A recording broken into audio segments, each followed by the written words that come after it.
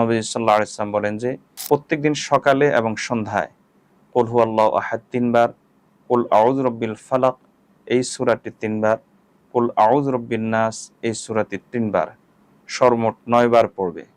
অনুরূপভাবে সন্ধ্যায় কুল হুয়াল্লাহু আহাদ এই সূরাটি 3 বার পড়বে, কুল আউযু রাব্বিল ফালাক এই সূরাটি 3 বার পড়বে, কুল আউযু রাব্বিন নাস এই সূরাটি 3 বার পড়বে।